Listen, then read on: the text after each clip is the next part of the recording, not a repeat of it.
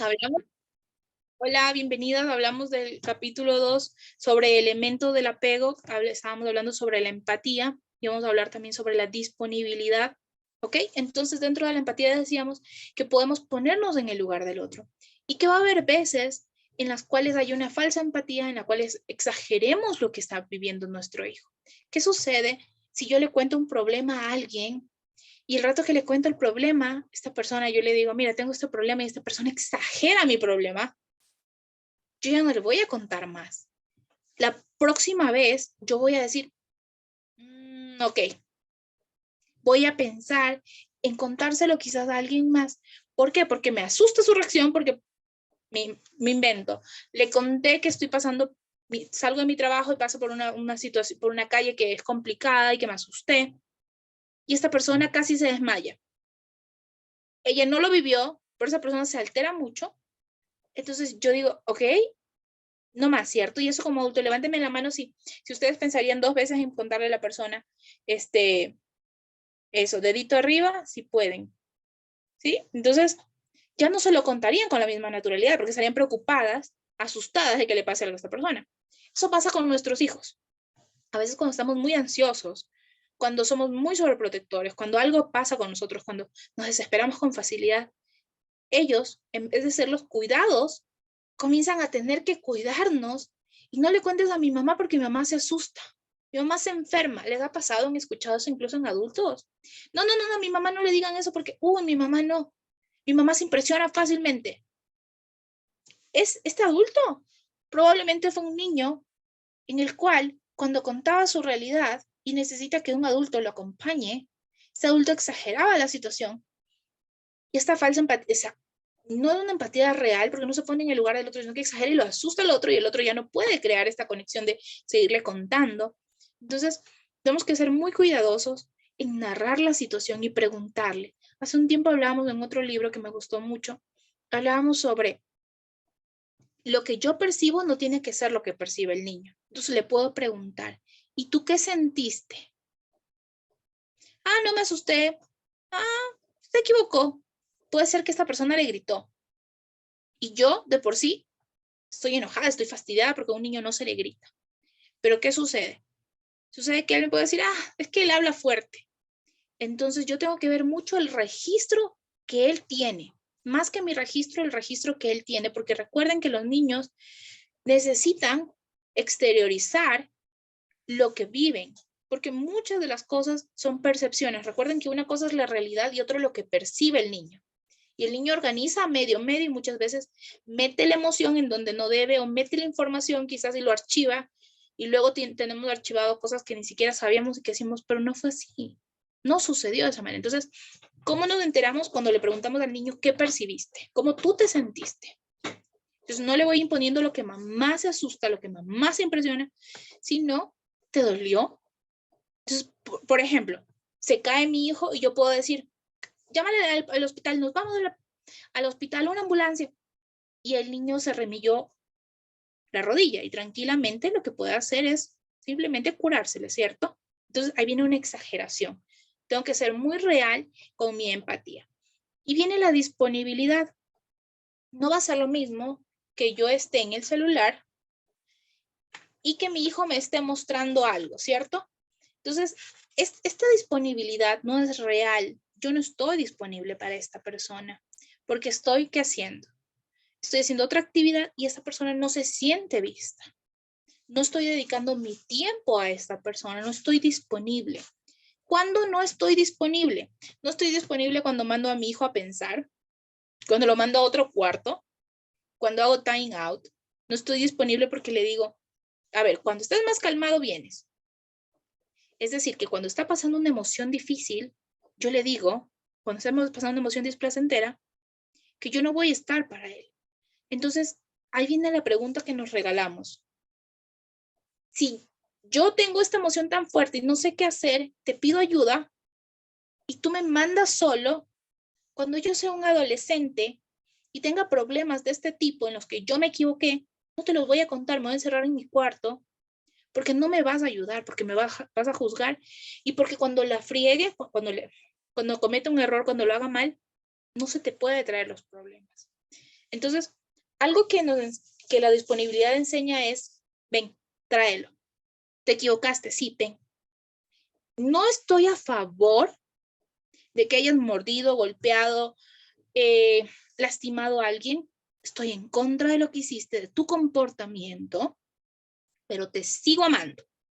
Y la disponibilidad viene conectada también con la parte incondicional, ¿sí? Cuando yo aprendo a describir que una cosa es el ser de mi hijo, es su ser, su individuo, su autoestima, todo lo que él es, y que este error es lo que cometió y lo que yo no estoy a favor es de este error y no de su persona. Si él tiró algo, no es tonto, lo tiró, como si se hace. Enseño la habilidad, describo lo que sucedió, pero él no es ni tonto, ni lento, ni malcriado, ¿sí? Ni me está viendo la cara, ni está haciendo algo mal, ni es mi enemigo. Entonces, ¿cómo puedo ser algo que me gustó, que he venido estudiando con otro libro que dice es, ¿cómo puedo ser incondicional con alguien que considero que es mi enemigo? Cuando muchos papás creemos, tenemos este juicio de que nuestros hijos nos están viendo la cara. ¿Cómo soy incondicional con alguien que me está viendo la cara? Es imposible ser incondicional con alguien que yo creo que me ve la cara. ¿Cómo soy incondicional? ¿Cómo amo incondicionalmente a este ser si yo creo que todos los días se levanta a fastidiarme?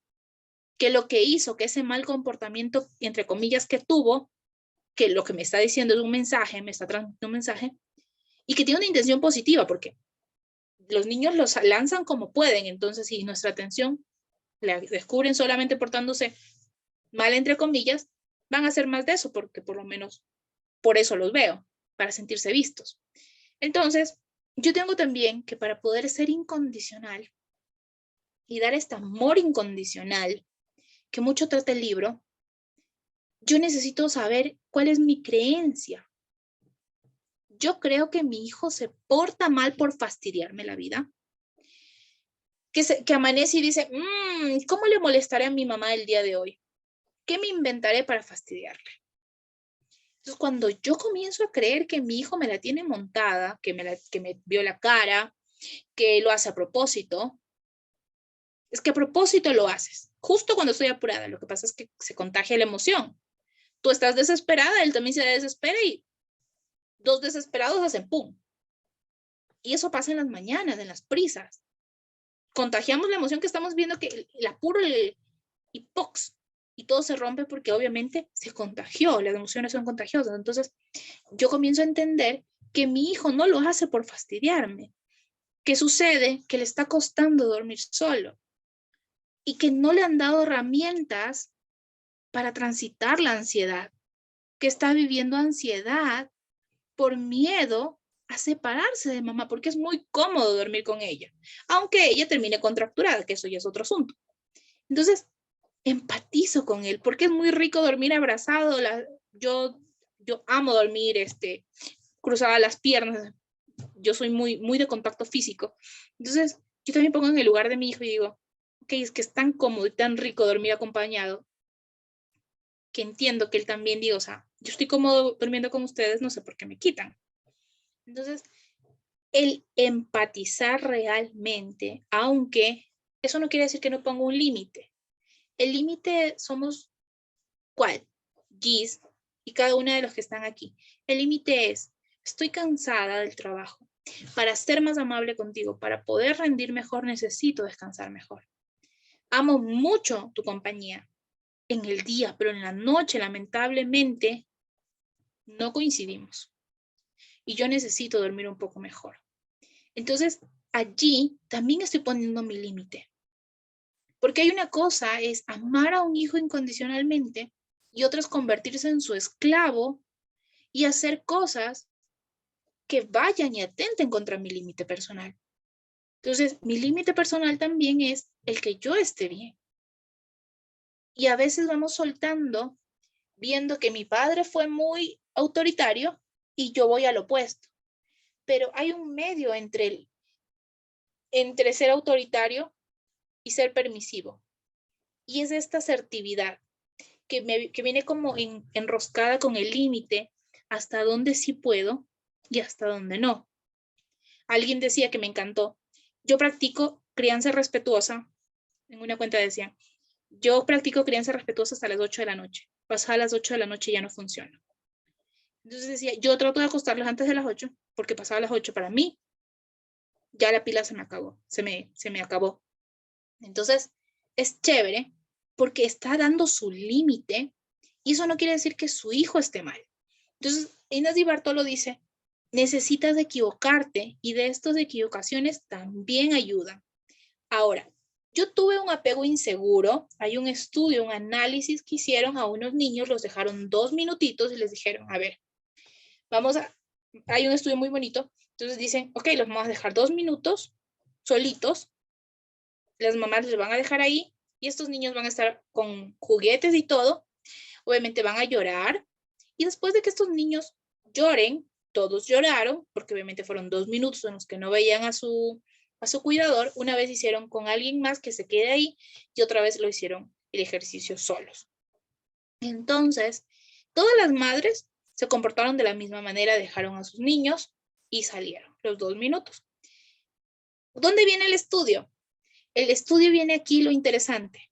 Cuando sus madres regresaron, los que tenían apego seguro estuvieron llorando cuando la mamá los consoló, esta persona que estuvo con ellos, los consoló, sintieron su seguridad y al ratito se pusieron a jugar. Las otras personas, los niños que cuando llegó la mamá y tenían apego inseguro, ignoraron a este cuidador, les costó mucho reinsertarse otra vez en el juego, en todo lo que tenían, y allí pudieron ver que este apego era un apego inseguro, en el cual, pese a tener a su figura de apego ahí, seguían llorando o lo ignoraban. El tercer caso, que fue aún más alarmante, fue cuando estas personas, esta persona llegaba y los niños se golpeaban, actuaban de una manera muy rara y violenta contra ellos mismos. Entonces vieron estos tres casos y ustedes dirán, por hacer este experimento, no voy a determinar si es seguro, si es ansioso o si es inseguro. Entonces, ¿qué se hicieron? Analizaron a estas personas desde antes, un año antes, sus interacciones y observaron que las interacciones que ellos tenían con sus hijos se vio el momento de la separación, ¿sí? El rato que después de la separación ellos volvieron a tener a sus hijos, cómo ellos se acercaron. Entonces, este tipo de apego es luego el que nosotros tenemos, este mismo apego nosotros tenemos con nuestros vínculos, por eso a veces nos cuesta tanto quizás llevarme con mi familia, quizás llevarme con mi pareja, porque este apego quizás seguro o inseguro, este apego desordenado, depende cómo lo adquirí en la infancia, lo voy a reflejar de manera inconsciente, porque recuerden que más del 90% de las cosas que hacemos son de manera inconsciente. Y unos dicen que solo el 2%, otros que el 5% nada más es nuestro consciente. Cuando planeo, cuando organizo, y el resto lo trabajamos desde lo que aprendimos, lo que observamos que hacían nuestros padres, y así nos relacionamos. Entonces, es interesante cómo este apego y estos vínculos fortalecen nuestra vida de adultos. Ahora, es también muy fuerte el hecho de que digan, ¿y ahora qué pasa si es que yo tuve un apego desordenado? ¿Qué pasa si yo tuve un apego inseguro? Mis papás a veces suplían mis necesidades, otras veces se iban, otras veces no venían, otras veces sí, entonces, etcétera, etcétera, etcétera. Y ahí viene una preocupación en un padre. Y algo lindo que también dice, ¿cómo puedo hacerlo? ¿Qué tal si me identifico con que mis cuidadores, por las circunstancias que hayan sido, no pudieron darme un apego seguro? ¿Sí? Ellos no me proporcionaron esa seguridad. Entonces, ahora yo voy a darle un apego inseguro a mi hijo. Ya, entonces ahí viene algo que habla sobre la sanación y sobre cómo esta persona sí puede adquirir seguridad. Entonces dicen, ok, tú tuviste un apego inseguro, pero cuando narras tu historia, ¿cuán organizada es tu historia? ¿Qué quiere decir? No minimizas lo que tú sucedió. Mi mamá me pegaba, pero me pegaba por mi bien. Cuando alguien dice esto, minimiza para entender que esta persona que lo amaba, lo lastimaba. Cuando alguien dice, por ejemplo, a mí me pegaba, pero no era tan duro. No me pegaba todos los días, ¿sí? Para que esta persona pueda procesar este tipo de adversidades que le sucedieron, tiene que minimizarlo para poder entenderlo. En cambio, cuando una persona cuenta su historia, y ese es el objetivo de que nosotros podamos analizar esto, recordemos que analizar cómo hacer un poco más seguros, funcionales a nuestros hijos, apoyarlos con un apego seguro, no tiene que ser infalible, entonces, pero sí es un proceso de sanación y algo muy lindo que Ceci, que Sandra dijeron al principio fue clave. Yo me he observado, ¿cierto? Dijeron yo me he observado y he visto que me faltan ciertas herramientas, ¿cierto? Con ciertas emociones. Entonces comienzan a observarse de cerca y muchas veces, y cuando uno no recuerda su historia, ahí también hay un proceso muy fuerte que es un proceso psicológico y muchas personas dicen, a veces hay que hacer algo que en psicoterapia lo llaman y se llama trauma complejo. Cuando muchas personas no sabemos por qué tenemos pensamientos obsesivos, compulsivos, etc., o comportamientos. Entonces, en trauma complejo, en terapia, las personas, las especialistas, las terapeutas, trabajan muy a bajo nivel, de a poco, y van encontrando cosas del inconsciente. Entonces, también los libros, ojo, si hablar con una amiga, si hacer tribus, si pese a esto, aún sientes que te falta y necesitas ayuda psicológica, está bien asistir a terapia. Si nosotros somos pro terapia y siempre, o sea, siempre vamos a estar diciendo esto, o sea, aquí estos espacios no suplen a una terapia, lo que ayudan es a encontrarte, a conocerte, a abrir tu mente y saber que hay más posibilidades, hay más opciones y que todas son válidas y que todas las maternidades son totalmente aceptables y que cada una vive su realidad de acuerdo a lo que aprendió. No va a ser lo mismo una persona que nunca la pegaron a una persona que le pegaban con un tubo o que le pegaban con la plancha, le lanzaban objetos, cucharones, cucharas. El nivel de violencia que esta persona normalizó es mucho más fuerte y su trabajo va a ser mucho más arduo porque muchas cosas de violencia fueron normalizadas por años y hay patrones allí. Entonces, tenemos que primero entender el contexto para, en vez de juzgar, poder comprender a la otra persona. Y Inés Di Bartolo nos dice, ¿cómo sanas? Sanas cuando cuentas la historia de tu mamá. Cuando cuentas tu historia, pero no te metes dentro y te quedas allí, desde la victimización, sino lo cuentas y dices, ok, mi caso, por ejemplo. Mis papás son separados, mi abuelita atendía a 11 o 12 personas, entre niños, nietos, que no era su responsabilidad, y ella, su intención, más que herirme o no, su intención era que comamos y nos mantengamos vivos.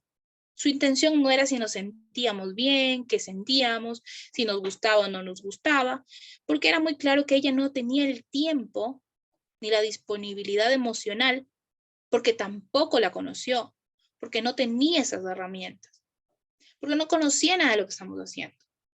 Y tenía que atender a 12 personas y muy difícilmente lograba suplir sus propias necesidades. Y en el proceso hacía lo que humanamente podía, porque nadie le enseñó a poner límites, porque nadie le enseñó muchísimas cosas. Y en su momento poder llegar a hablar de esto no era como lo estoy hablando con ustedes, sino era un proceso de dolor, de creer que esa responsabilidad le tocaba a mi abuelita. No, ella era una abuela. Pero mi mamá tomó unas decisiones en las cuales nosotros teníamos que quedarnos con ella. Teníamos que quedarnos. La verdad no teníamos. Pero ella decidió eso y fueron acuerdos entre adultos que no precisamente nos beneficiaron. Ahora, si yo repito la historia, ¿cómo la podría repetir? Es que mi mamá me abandonó y como ella me abandonó, por eso yo también voy a abandonar a mi hijo. Ahí no hay una conciencia, ¿sí? allí no hay un trabajo, hay una herida abierta que no está trabajada y es el hecho de contar una historia sin saber el contexto quizás.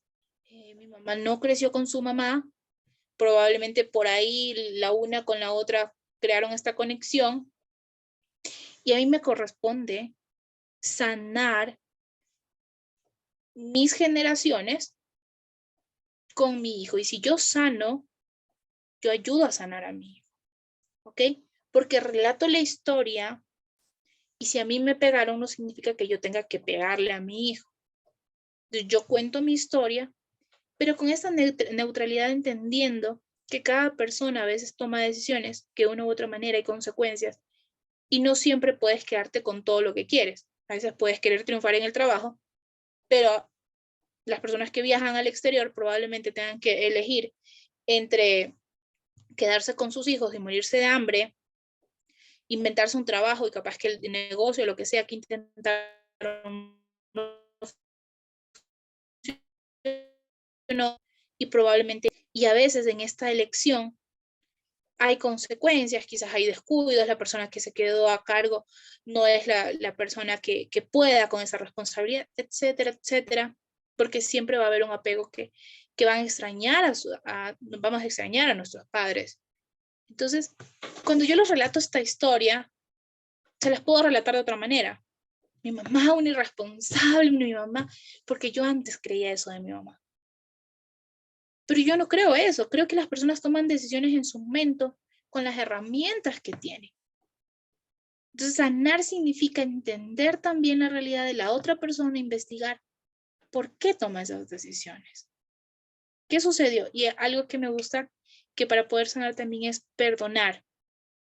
Pero no puedes hacer un ejercicio para afuera si no lo haces para adentro. El ejercicio del inicio para poder sanar era eso.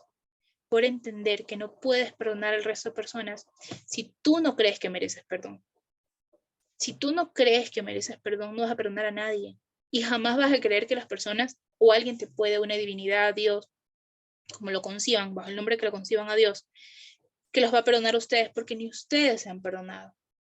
Entonces es clave el perdón para poder sanar y para cambiar la perspectiva de la historia que me cuento. Siempre va a haber adversidad, pero como yo me cuente la historia, es como marca la diferencia.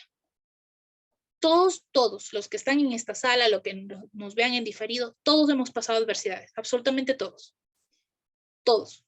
Unas más complejas que otras, unas más extrañas que otras.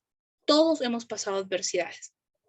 Muchos olvidamos cosas para no poderlas afrontar porque duelen mucho. Pero como yo me narre la historia, marca la diferencia. Esta noche quiero hacer este ejercicio con ustedes.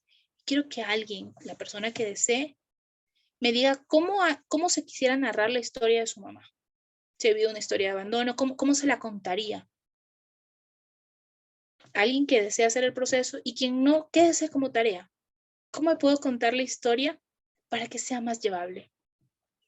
Antes de darles el micrófono, sé que muchos van a querer, les voy a decir una historia que me encantó y me hace mucho sentido ahora. Antes no me hacía el sentido que ahora. Era de un chico que acompañaba a otro chico y que ambos tenían cáncer, si mal no recuerdo, o leucemia, pero el uno estaba a la ventana. Todos los días le contaba historias hermosas de lo que estaba al lado de la ventana. Le contaba historias hermosas de árboles y todo el jardín, los chicos cómo jugaban. Pero el muchacho murió. Cuando murió, vino otro compañero y le decía que le contara qué había del otro lado de la ventana. Que le contara del parque, que le contara qué estaban haciendo. Y el otro chico le dijo que no había un parque, que no había nada, que había una pared, que eso era todo lo que había al lado. Esa esperanza, todo lo que le había contado ese muchacho, toda la energía, los momentos bonitos, todo lo que le había transmitido, fue porque él decidió cambiar esa pared por un parque. Él le contó otra historia. Entonces, incluso en la adversidad, esta persona, en su dolor, se contó otra historia y se la contó a otra persona. Se llama visualización. Es un ejercicio súper lindo y llama mucho a la concentración, a la atención, al momento pleno de visualizar algo diferente. ¿Cómo queremos esta noche contarnos la historia de nuestras vidas, de nuestra infancia? Entonces, si alguien se abre el micrófono, ahora sí.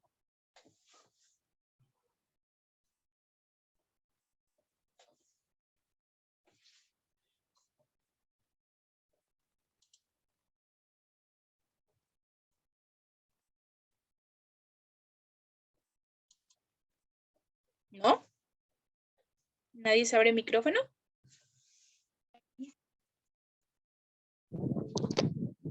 Hola. Hola. Bueno, yo te cuento que, o sea, todo lo que he escuchado se me hace muy difícil para, o sea, es que no sé, como te digo, yo estoy como en un proceso en el que apenas me estoy conociendo. O sea, por ejemplo, viendo el ejemplo que acabas de poner con el muchacho, o sea, yo siento que eso para mí, en este momento, o sea, si tú en este momento me dirías, como que haz tu historia de algo que imaginarías algo bonito o algo así de cuando eras pequeña o algo así, para mí es muy difícil como imaginarme esas cosas bonitas, no sé si me hago entender. Y cuando yo cuento sobre mi niñez, sí recalco mucho más bien las cosas que de pronto que sufrí y de pronto pienso mucho en la forma como me trataba mi mamá y entonces es la hora y todavía siento que he hecho, o sea, le he hecho como mucha culpa al sentimiento que ahora tengo o a lo que me pasa ahora, como que a la forma en cómo me criaron y todo eso, o sea, como que no he sanado para nada de pronto ese proceso, no he sanado de pronto todas esas cosas que tengo desde mi niñez. Y sí tengo como que en la cabeza de siempre que mi mamá como que me gritaba mucho o me trataba mal, me decía cosas como muy hirientes, o sea, cosas así. Y bueno, que sé que ella tiene como un genio bastante fuerte, que de pronto la forma como la criaron a ella, pero o sea, en realidad, o sea, escuchándote ahora, siento que, o sea, ahora me doy cuenta, pues, que soy yo la que no he sanado como que eso, ¿verdad? Porque no he como perdonado como que esa parte, no he perdonado, no he encontrado como la razón, o sea, si no me he puesto como a mirar por qué ella lo hacía o la buena intención que tenía, porque obviamente era mamá, ¿no? Las mamás no quieren nada negativo para los hijos.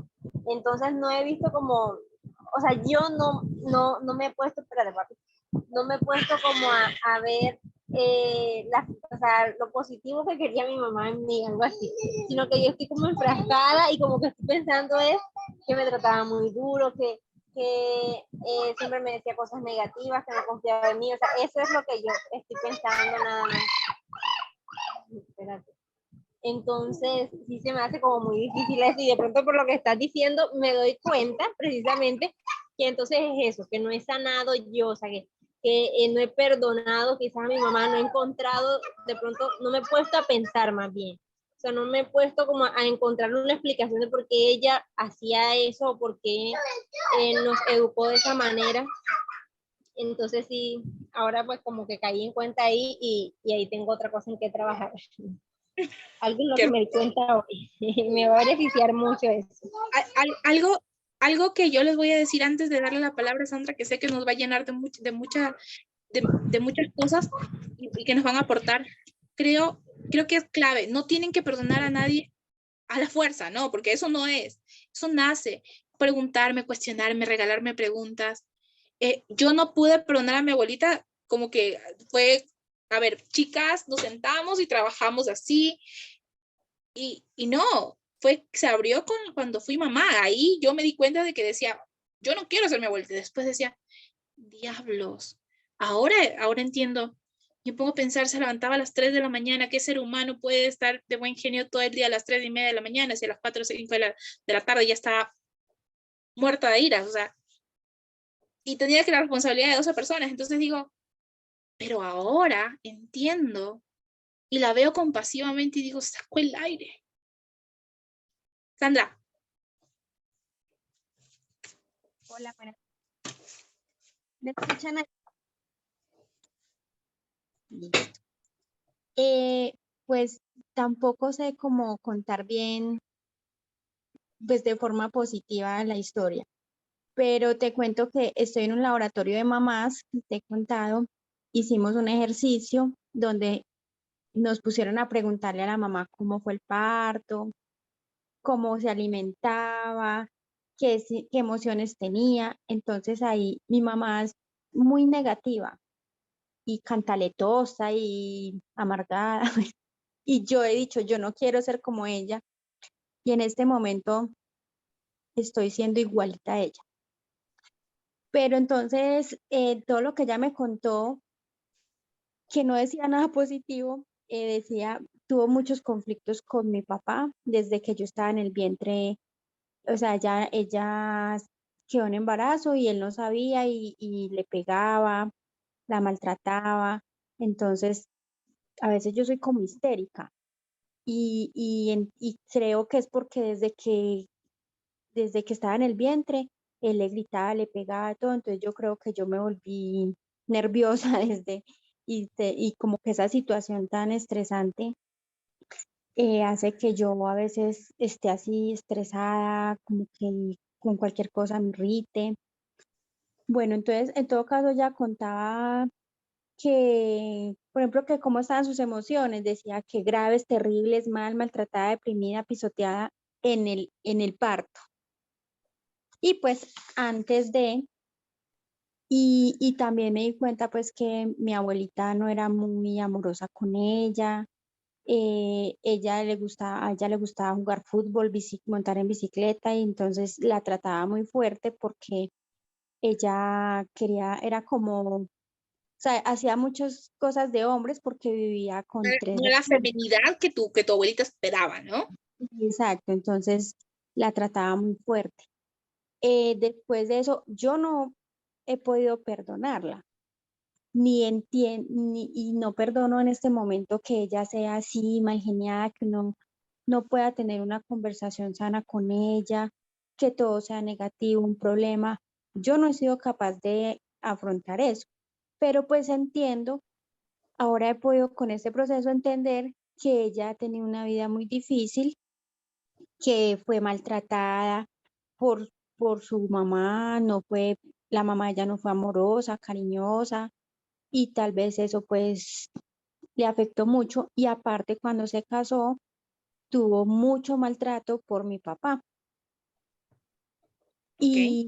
y ha tenido pues situaciones muy fuertes, pero o sea, no acepto y no he podido perdonar el que ella no quiera avanzar, el Ok. que esté ahí estancada y siga haciéndose daño y haciéndole daño a los demás, porque afecta mucho a todas las personas con las que se relaciona, porque lo he visto y me lo han dicho y se nota donde ella está ahí, es un ambiente súper negativo.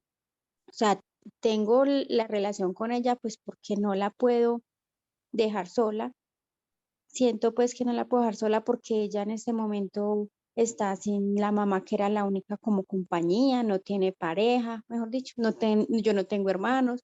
Entonces como que ella está sola y siento que no la puedo abandonar del todo, pero es muy difícil la relación y yo no soy capaz de ver lo positivo. Ojo, y está sano, es sano lo que dices, ojo, aquí no hay una respuesta perfecta, no es una respuesta idónea, es producto de un trabajo que cada una hace y de acuerdo al grado de violencia que fue ejercido. O sea, no es lo mismo que alguien la abusaron psicológicamente, físicamente, sexualmente, no es lo mismo. No, no hay un mismo, no estamos comparando historias. Pero ojo, yo hablaba de esta persona, la resiliencia que tenía como ejemplo, metáfora de lo que decía, ¿no? O sea, como ejemplo de lo que se inventó, de lo que recreó. Porque no podemos cambiar una historia de un padre maltratador, un padre borracho, o sea, no lo vamos a poder cambiar. Pero sí quizás entender su realidad, más no justificar, ¿sí? Porque está mal que alguien le pegue a otra persona, o sea, eso está mal, eso está pésimo. Entonces, ¿por qué? Porque si estuviera bien y yo minimizo, yo también me doy el derecho de repetir la historia. Entonces, pero el entender otras circunstancias.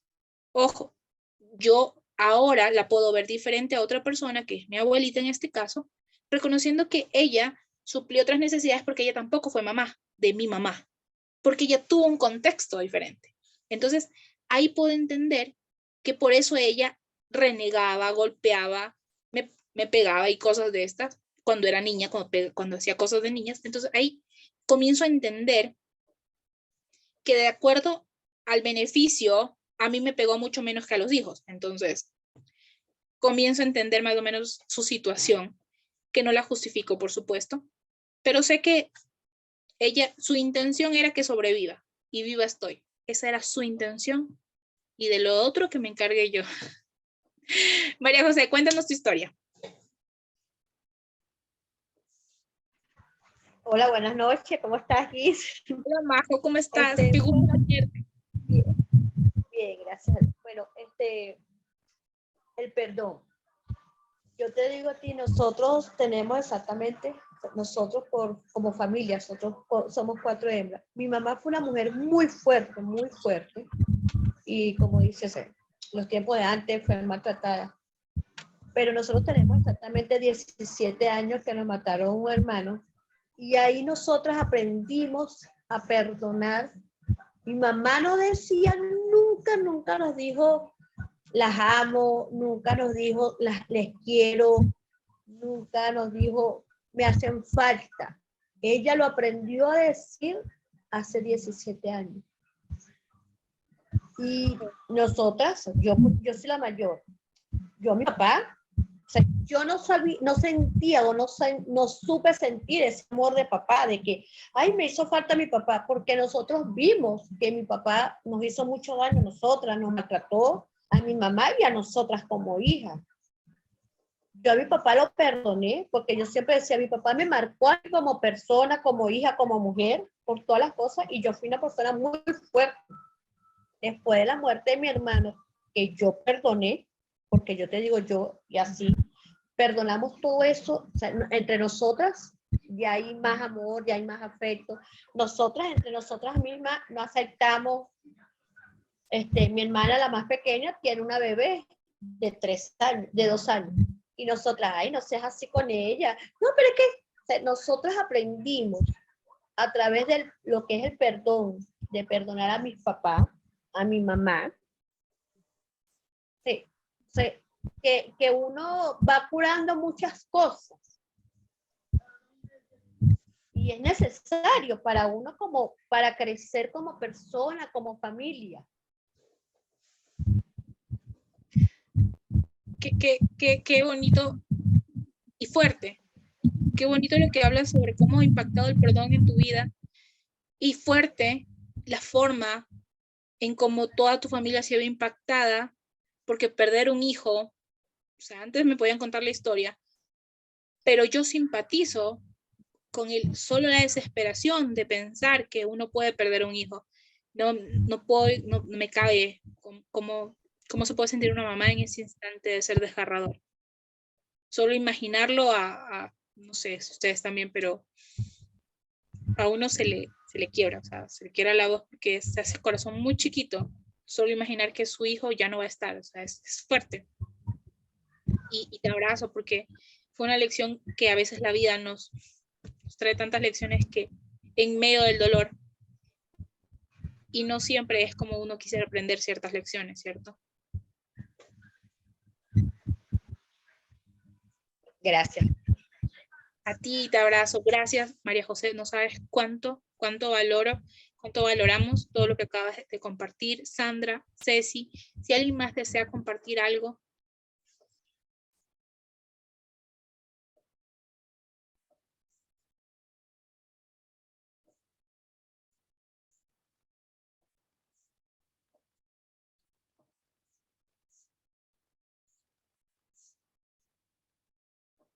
Ok.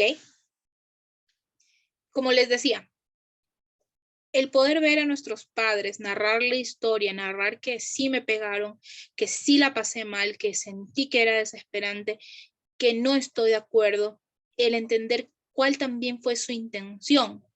Ojo, la intención de que alguien, a veces, alguien decía, la intención es buena, pero a veces el resultado no. Entonces, el entender esta historia sin minimizar, Obviamente, si hay en una familia, por ejemplo, que hubieron abusos de parte del padre o del padrastro, nadie te puede, una cosa es perdonar y otra muy diferente es quedarte ahí, es aguantar. Y ahí viene algo interesante, algo que creo que es parte de lo que dice el libro, y es entender que ya no eres esa persona, ya no eres ese niño, esa niña indefensa que necesitaba esos cuidados. Ahora ya eres una adulta y eres responsable, somos responsables de proveernos seguridad, ¿sí? Si hay una relación con mi mamá, con mi papá, que lastiman mi límite, yo puedo escoger frecuentar o no. Puedo escoger irme antes. Puedo escoger hasta dónde ayudar. Y para esto, algo que me parece importante es que ustedes revisen el término hijo parental. Súper clave entender que uno no es un hijo parental. Creo que va a ser muy liberador y saber que primero los hijos no nos deben nada. Que como hijos no le debemos a nuestros padres. Le debemos, hay un poema hermoso que habla de que nosotros debemos de pagárselo a nuestros hijos y nuestros hijos le pasarán la vida, les pasará la factura con sus propios hijos, es decir, a ellos tendrán que cuidar. Desde el amor, proveer desde el amor, no para devolver. Entonces, este término es muy doloroso, muy crítico, porque muchas personas se ofenden porque así nos criaron y nos dijeron que tener hijos para que los cuiden a sus papás. Fuerte. Entonces, hay un libro que es muy lindo y que apoya es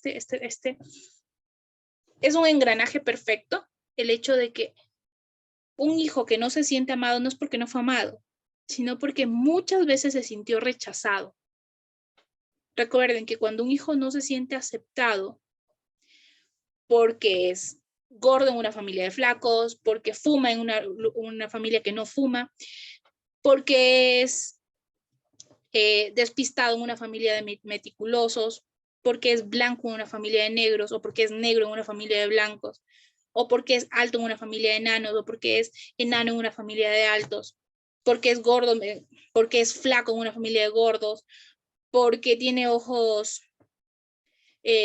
oscuros y no claros en una familia de ojos claros. Todas esas cosas hacen sentir rechazo, ¿sí? Entonces nosotros nos podemos revisar también qué sentimos de rechazo, qué rechazamos, qué no estamos aceptando en nuestras realidades. Y les regalo este ejercicio que hicimos al inicio del perdón, el perdonarse. Primero nosotros y luego comenzar a contarnos la historia. ¿Cómo contaría mi historia? Si alguien me la pregunta, ¿qué quisiera contar? Porque la clave es poder contar mi historia desde una manera en la que hable lo que sí acepto, hable lo que no acepto, pero entiende el contexto que vivió la otra persona. Este es un proceso que toma tiempo. A mí me ha tomado años, puede ser que a unas personas les tome días, a otras meses. Depende del daño, depende de muchas cosas. Entonces, les dejo esta noche con dos cosas. Reconocer que es un apego seguro, reconocer los elementos del apego seguro que son empatía, disponibilidad, regulación emocional. Para poder regular, necesito yo también aprender estrategias para regular, que era el ejemplo que les traje, un ejemplo real. Y para poder dar este ejemplo real, es poderme observar y saber qué herramientas me está faltando en la ansiedad, en las emociones displacenteras. Si aún con un grupo de acompañamiento siento que necesito terapia, siento que necesito herramientas para poder trabajar en mi subconsciente, es válido, ¿sí? Entonces, si necesito una amiga, si mi amiga me ayuda mucho con esas herramientas y las conversaciones que tengo, si los libros, los videos, lo que sea, me ayuda, es válido lo que ustedes les ayude en ese momento, ¿sí? Entonces, esta regulación emocional es permitir verle al niño su emoción. Entonces, hablamos de la regulación emocional, de la empatía, de la disponibilidad y del amor incondicional, que no significa ser permisivos, porque hay un punto de equilibrio entre permitir que mi hijo me haga un esclavo y que yo tengo que hacer todo lo que mi hijo quiera, Si mi hijo es adolescente y va a beber entre semana en mi casa y yo tengo que trabajar y todos trabajamos, eso no es sano. Si mi hijo, viendo que yo estoy cansada y que no he dormido toda la noche, y me dice que él tiene una fiesta y que tengo que irlo a dejar en el carro, ahí yo debo decidir. Hay un límite que también es que yo soy un cuidador, pero también me debo de cuidar. Por eso el ejemplo decía que por eso primero le dan las mascarillas y les dicen en los aviones que se deben de poner los adultos y luego ponérselos a los niños. ¿Sí? Y eso es algo clave. Entonces, para poder amar incondicionalmente, también parto por el amor propio y los límites. ¿Ok? Entonces, esta noche, si ustedes reconocieron que hay un estudio también que habla sobre cómo afecta incluso el embarazo, como del parto, y muchas cosas más que podemos dar a detalle. Pero quiero que se queden con algo puntual. Es posible sanar viendo y trabajándolo cómo yo me narro mi historia. ¿Y es sano para quién? Para nosotros. Eso no significa que yo deba de aguantar. Entonces, creo que esto es clave con lo que terminamos en la parte de apegos y me gustaría que se activen las cámaras para tomarnos una fotito.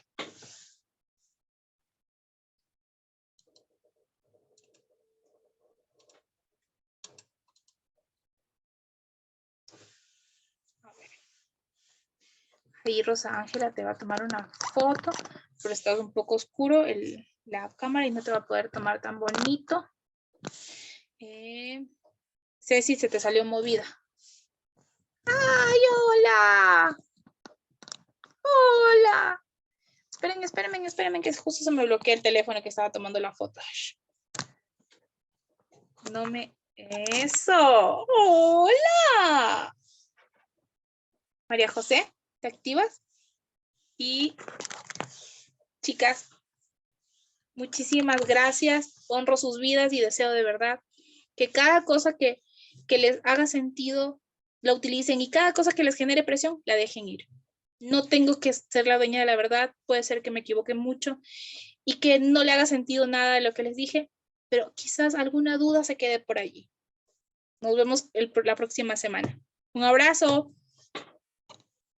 Gracias.